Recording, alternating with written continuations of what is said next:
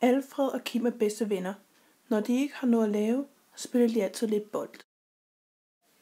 Men pludselig en dag, hvor de spiller bold, falder Alfred sammen og tager sig til brystet. Alfred falder om på jorden, og Kim bliver en del bekymret, så han rusker Alfred i håb om, at han vågner. Kim laver ABC-tjekket og finder ud af, at Alfred ikke trækker vejret. Han begynder derfor at give Alfred hjerte-lungeredning. Efter de 10 minutters hjertemassage begynder Alfred at hoste. Kim prøver at komme i kontakt med Alfred, men Alfred er ikke helt vågen, men trækker vejret. Kim lægger Alfred i stabil sideleje for at skabe frie luftveje og håber på, at Alfred vil komme til bevidsthed. I dag dør 95% af hjertestop, inden ambulancen når frem.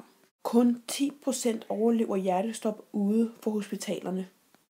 10 rammes af hjertestop hver dag, og kun 1 ud af 10 overlever.